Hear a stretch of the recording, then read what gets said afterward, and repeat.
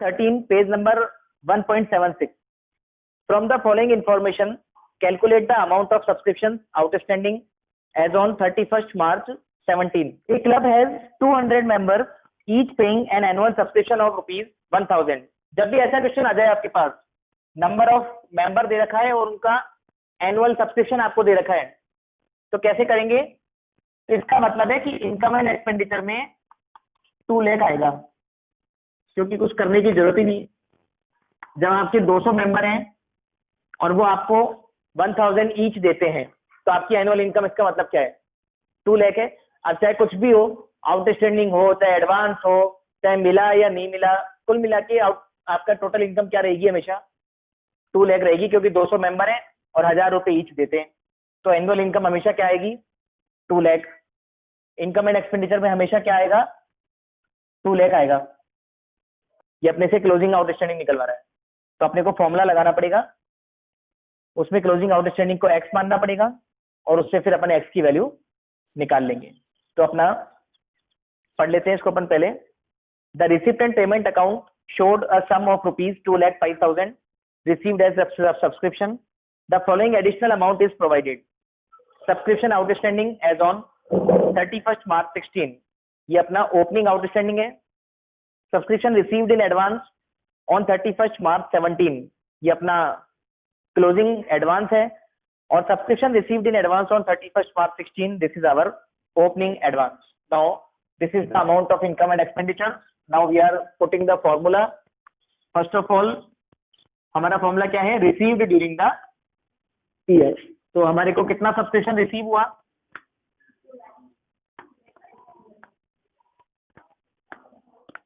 Plus क्या करते हैं? क्लोजिंग आउटस्टैंडिंग हमें निकालना है, उसको हम एक्स एज्यूम कर लेंगे, ठीक है? Plus opening advance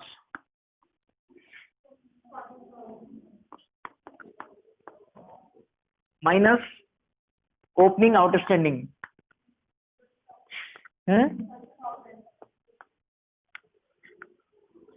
minus closing advance.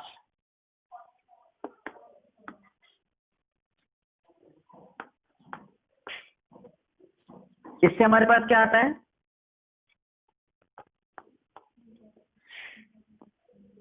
Amount to be shown in income and expenditure.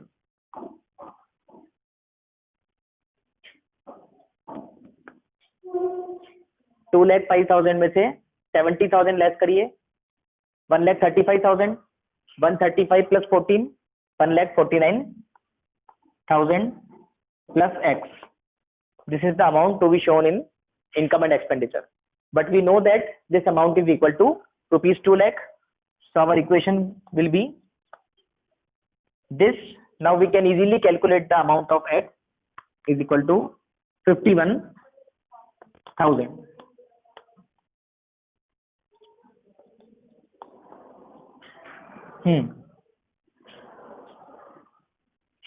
During the year ended 31st March 17 by Hyderabad Arts Club whereas under.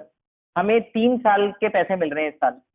15-16 के 5,000, 16-17 के 1,08,000 और 17-18 के 3,000।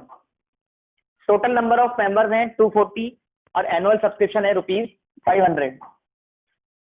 तो साल भर का सब्सक्रिप्शन कितना हो गया? 1,20,000। तो IND का अमाउंट कितना आ गया हमारा?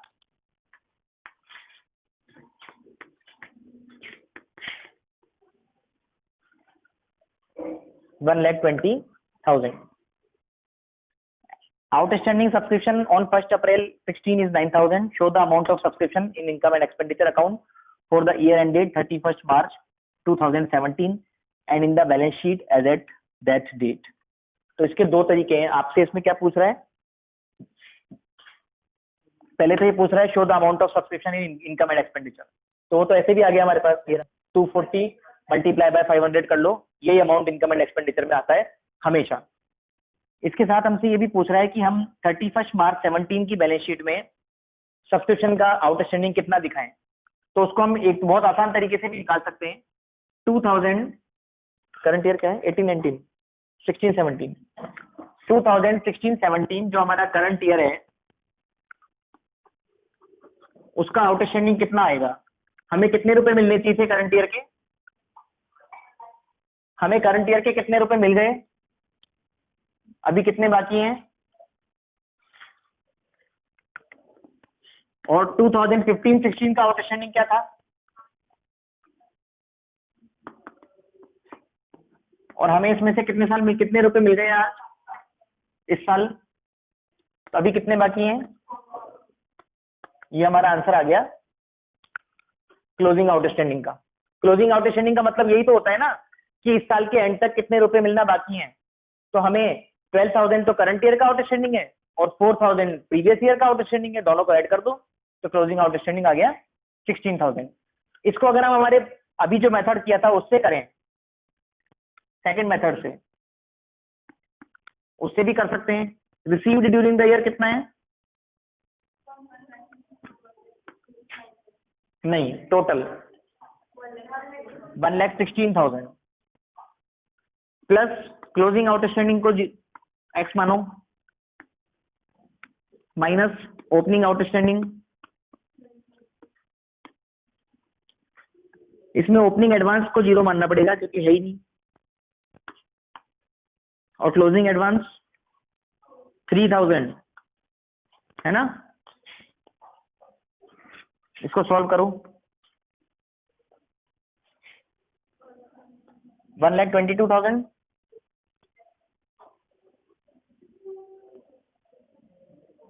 नहीं, ये भी माइनस है।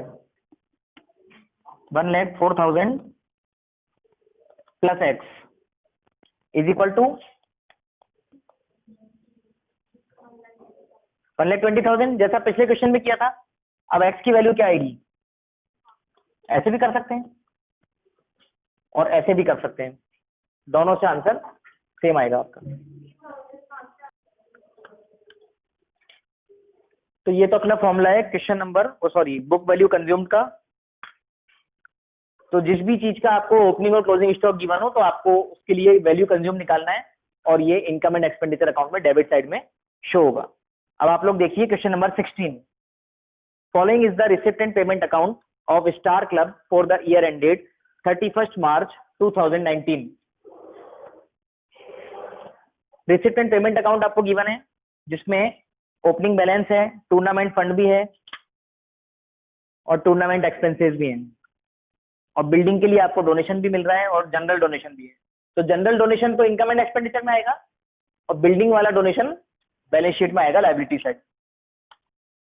सब्सक्रिप्शन आउटस्टैंडिंग ऑन 31 मार्च 2018 वर ₹4,500। ये अपना क्या है? Opening outstanding. 31 March 2019 6,000 closing outstanding. Rent outstanding at the beginning of year opening outstanding and and वाला क्लोजिंग आउटस्टैंडिंग। ये सारे अपने को एडजस्टमेंट याद रखने हैं जब हम इनकम एंड एक्सपेंडिचर बनाएंगे। जैसे अपन P&L में सारे एडजस्टमेंट करते थे वैसे इसमें भी करने हैं। फर्नीचर वाज परचेज्ड ऑन 1 जुलाई 2018। इससे क्या होगा? इससे डेप्रिसिएशन निकालने में मदद मिलेगी अपने को। नीचे लिखा हुआ है कि फर्नीचर में 10% डेप्रिसिएशन लगाना है। तो फर्नीचर अगर आपने 1 जुलाई को खरीदा है तो उसमें 9 मंथ्स का डेप्रिसिएशन लगेगा, आप याद रखिएगा। अब अपन बना रहे हैं इसको। अपने को इसमें क्या क्या करना है? Prepare income and expenditure account and balance sheet, ठीक है। तो अब आप लोग समझिए, जब भी आपको बैलेंस शीट भी बनानी हो तो आपको पहले ओपनिंग बैलेंस शीट बनानी पड़ती है। अपने क्वेश्चंस का फॉर्मेट अब क्या रहेगा? सबसे पहले हम ओपनिंग बैलेंस शीट बनाएंगे, फिर इनकम एंड एक्सपेंडिचर बनाएंगे, फिर हम क्लोजिंग बैलेंस शीट बनाएंगे। ओपनिंग बैलेंस शीट बनाते हैं, उसका जो बैलेंस बचता है वो कहलाता है कैपिटल फंड का ओपनिंग बैलेंस। सबसे पहले मैं आपको वही सिखा रहा हूं कि ओपनिंग बैलेंस शीट कैसे बनेगी। जितने भी ओपनिंग बैलेंस है ना आपके पास, वो आपको ओपनिंग बैलेंस शीट में रिकॉर्ड करने हैं। जैसे सबसे पहला कैश एंड बैंक, ये आपको रिसिप्ट एंड पेमेंट का ओपनिंग बैलेंस मिलेगा। बताओ कितना है? कोई 4,000 बोल रहा है, कोई 400 बोल रहा है, दोनों की बात मान लेते हैं। और आपको ओपनिंग इंफॉर्मेशन कुछ इसके अंदर भी मिल सकती है और आपको नीचे इंफॉर्मेशन में भी मिल सकती है। जैसे कि आउटस्टैंडिंग सब्सक्रिप्शन। अब आपको ध्यान रखना है कि आउटस्टैंडिंग सब्सक्रिप्शन अपनी असेट होती है, तो उसका जो ओपनिंग बैलेंस है वो कहाँ आएगा, ओपनिंग बैलेंस शीट में। ऐसे ही आउटस्टैंडिंग रेंट है इन द बिगिनिंग, ये लायबिलिटी में आएगा। और बताओ क्या ओपनिंग गिवन है आपको? हाँ नहीं, फर्नीचर तो करंट ईयर में खरीदा है, डिसिप्लिन पेमेंट में आ रहा है, बस और कुछ भी नहीं है। इसका जो बैलेंस आएगा, ये कुछ तो होना चाहिए, बैलेंस तो ज्यादा है। अच्छा ये आप दे रखे हैं ना नीचे, सही है सही है। 1 अप्रैल को फर्नीचर है 8,000 और इस साल खरीदा है वो अलग है। और क्या है, इन्वेस्टमेंट।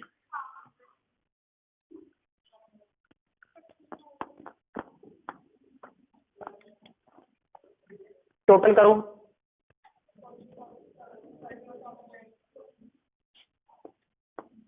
31,900 में से 1,000 लेस करो, जो बैलेंस बचेगा वो है हमारा कैपिटल फंड।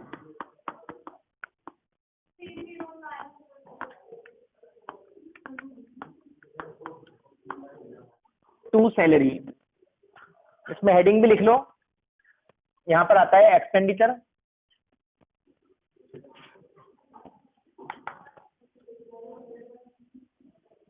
और यहां पर आती है इनकम।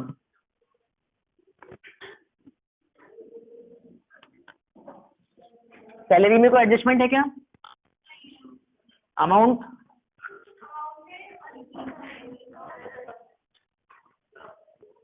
रेंट में एडजस्टमेंट है, तो अब इसी में कर लेंगे इसको हम।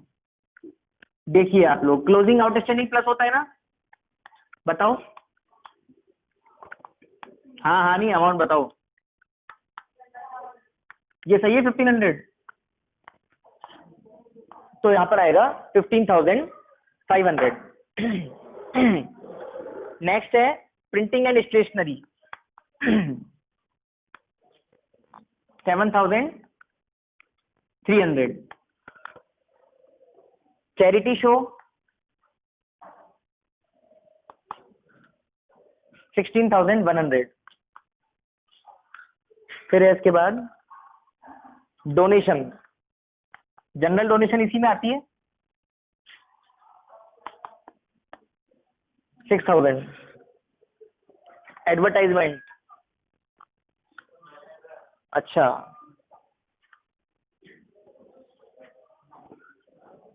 टूर्नामेंट एक्सपेंसेस नहीं आएंगे क्योंकि टूर्नामेंट के लिए फंड बना हुआ है अलग से, और फंड कितने का है, 12,000 का, तो ये बैलेंस शीट में जाएगा। इन्वेस्टमेंट भी बैलेंस शीट में जाएगा और फर्नीचर भी बैलेंस शीट में जाएगा। एक एडजस्टमेंट था फर्नीचर में कि उस पर हमको डेप्रिसिएशन लगाना है। अब फर्नीचर हमारे पास दो हैं, एक तो ओपनिंग वाला 8,000, उस पर तो पूरे साल का डेप्रिसिएशन लगेगा 800, और इस साल जो फर्नीचर खरीदा हमने 6,000 का, उसमें क्योंकि जुलाई में खरीदा है तो जुलाई से मार्च तक कितने महीने हुए, 9 मंथ्स, तो ये आएगा आपका 450।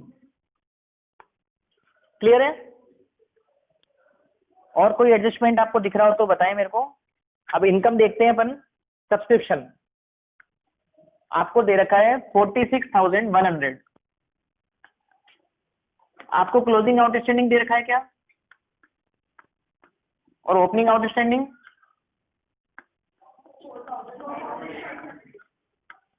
कौन था ये?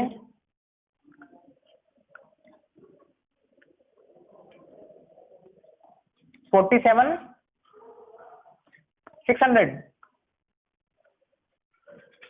फिर है हमारे पास इंटरेस्ट 2,500 रुपए।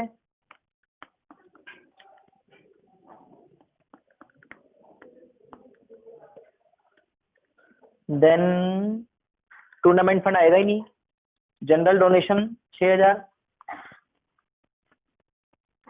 एडवर्टाइजमेंट कितना है? एडवर्टाइजमेंट से भी इनकम हो जाती है सोसाइटी को।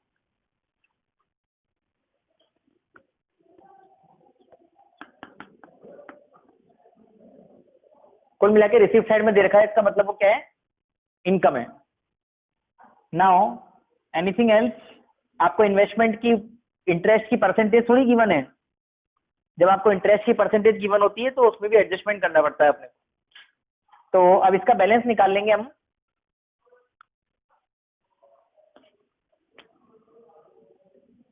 इस साइड का टोटल करो 56,100, 56,300, 61,300। चेक करो टोटल। और डेबिट साइड का टोटल तो चेक कर अपने दिमाग में, बुक में नहीं। टोटल करके देख 33,700, 34, 41, 47, 57, 57,100, 57,900, 58,350।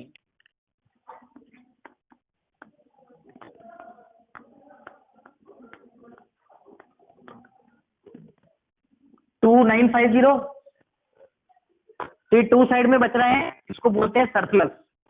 Access of income over expenditure को क्या बोलते हैं? ये कैपिटल फंड में ऐड होगा बैलेंस शीट में। अब आप लोग देखिए बैलेंस शीट कैसे बनेगी। क्लोजिंग बैलेंस शीट अभी जो अपन ने बनाई थी वो क्या थी? तो आपको ओपनिंग क्लोजिंग नहीं लिख के आपको डेट लिखनी है उसमें, समझ गए? डेट क्या लिखोगे? 31 मार्च 18 और 31 मार्च। कैपिटल फंड का बैलेंस हमारा आया था 30,900। क्लियर है? इसमें प्लस कर देंगे सरप्लस जो हमने अभी अर्न किया। और कोई कैपिटल रिसिप्ट तो है नहीं, मतलब इसमें ऐड होने वाली, तो इसका टोटल लगा दो 33,850। टूर्नामेंट फंड ये इसमें आता है लायबिलिटी साइड में, और इसका एक्सपेंडिचर इसमें से लेस हो जाता है। 7.5 है क्या? कितना बचेगा? और इसके अलावा लायबिलिटी साइड में और क्या आएगा? Outstanding rent 1,500। असेट में हमारे पास फर्नीचर है। बिल्डिंग फंड अमाउंट बताओ। 20,000। फर्नीचर हमारे पास 8,000 का था, हमने 6,000 का परचेज करा और हमारा डेप्रिसिएशन लगा 1250। तो ये आ जाएगा 12,750। एक असेट है आपके पास आउटस्टैंडिंग सब्सक्रिप्शन क्लोजिंग वाला, वो कितना है? इन्वेस्टमेंट आपने परचेज भी करें क्या? इन्वेस्टमेंट कितना? और ओपनिंग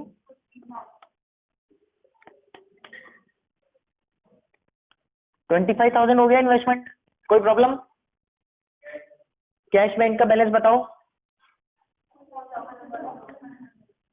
16,100। और कुछ? और कोई असेट बची?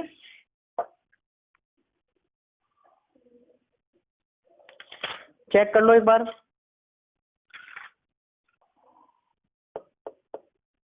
ठीक है, सब हो गया। अब इसका टोटल लगा देंगे हम।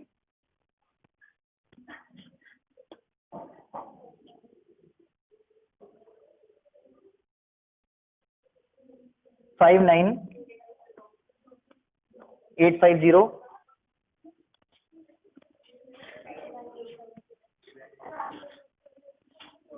59,850। ठीक है, इसको नोट करिए। और आपको क्वेश्चन नंबर 17 तक करके लाना है। क्वेश्चन नंबर 17 तक करके लाना है आपको।